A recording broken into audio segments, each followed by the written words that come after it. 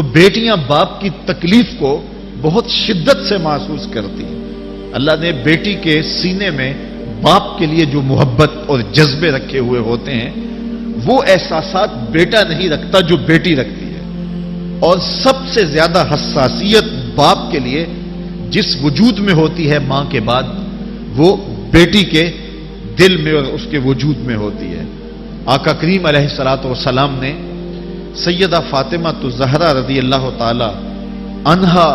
کے سامنے سارے دکھ سہے تھے، اور وہ حضور علیہ الصلوۃ والسلام کی زلفوں کو پانی سے دھو رہی ہوتی اور ساتھ ان کی آنکھوں میں آنسو ہوتے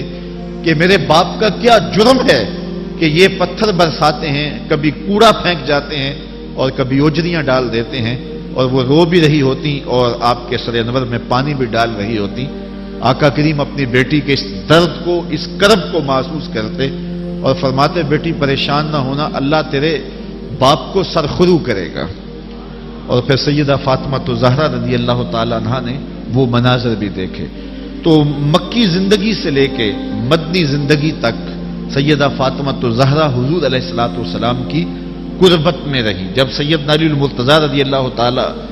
عنہ کے ساتھ سیدہ کا نکاح ہوا تو کچھ دور رہائش رکھ دی گئی، اور میرے آقا کریم علیہ السلام کو یہ گوارا نہیں تھا کہ میری بیٹی مجھ سے دور ہو، تو پھر ان کو جو ہے وہ بالکل قریب لایا گیا۔ اور آپ جانتے ہیں کہ جہاں حجرات ازواج مطہرات ختم ہوتے ہیں وہی حجرہ فاطمہ شروع ہوتا ہے۔ تو حضور نے اپنی صاحبزادی کو بالکل اپنی قربت میں رکھا، اور سیدہ عائشہ رضی اللہ تعالی عنہا فرماتی ہیں کہ سیدہ فاطمہ الزہرا رضی اللہ تعالی عنہا کو حضور نے قریب کیا اور ان کے کان میں کوئی بات کہی اور انہوں نے رونا شروع کر دیا۔ پھر حضور نے کوئی کان میں بات کی تو وہ مسکرا پڑی۔ تو میں نے ان سے کہا کہ مجھے بتاؤ کہ حضور نے تمہیں کیا کہا ہے؟ تو وہ فرمانے لگی میں حضور کا راز افشا نہیں کر سکتی۔ کہتی ہیں کہ پھر حضور کا وصال ہو گیا تو میں نے پھر حضرت فاطمہ سے کہا کہ میں تمہاری ماں لگتی ہوں، اس نسبت کا واسطہ دے کے کہتی ہوں کہ مجھے بتاؤ تمہیں حضور نے کیا کہا تھا؟ تو کہا اب میں تمہیں بتاؤں گی، اور وہ یہ کہ آقا کریم علیہ السلام نے کہا تھا کہ میں اب اللہ کے حضور حاضر ہونے والا ہوں، اپنی موت کی خبر دی تھی جو میرے لیے گوارا نہیں تھی اور میں رو پڑی۔ تو پھر میرے حضور نے ارشاد فرمایا، دوسری مرتبہ میرے کان میں جو سرگوشی کی، حضور نے فرمایا کہ میرے اہل بیت میں سب سے پہلے مجھ سے تم حامل ہوگی۔ تو یہ میرے لیے جو ہے وہ تسکین کا سبب کہ حضور ان کو سب سے پہلے ملتے۔ اور ایک اور بات میں بتاؤں کہ جب حضور کسی سفر پہ جاتے تو سب سے آخر میں حضرت فاطمہ کو ملتے، باقی لوگوں سے ملتے لیکن آخر میں سیدہ فاطمہ کو ملتے، اور جب سفر سے واپس آتے تو سب سے پہلے حضرت فاطمہ کو ملتے، یعنی جاتے ہوئے آخر میں ملتے اور آتے ہوئے سب سے پہلے ملتے کہ کم سے کم جو ہے وہ وقت ان سے دوری کا رہے۔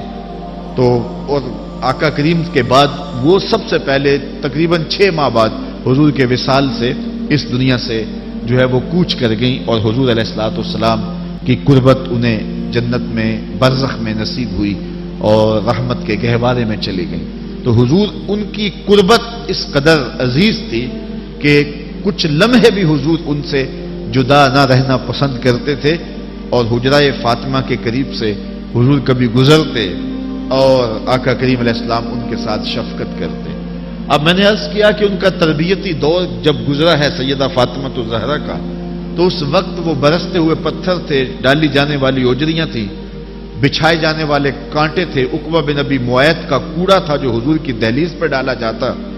تو اس ماحول کی تلخیوں کے اندر اسلام کو پروان چڑھتے ہوئے انہوں نے دیکھا تھا، لیکن پھر مدنی دور کی بہاریں بھی دیکھیں، اور اللہ تعالیٰ نے اسلام کو فتح اور سربلندی، عزت اور آبرو کی منزل پہ جب فائز المرام کیا اور اسلام پھیلنے لگا، اور وہ وقت بھی آیا کہ قرآن نازل ہوا، اذا جاء نصر اللہ والفتح ورأیت الناس یدخلون فی دین اللہ افواجا۔ محبوب آپ اپنی آنکھوں سے دیکھو گے کہ لوگ اسلام میں اس طرح داخل ہوں گے جس طرح فوجیں داخل ہوتی ہیں۔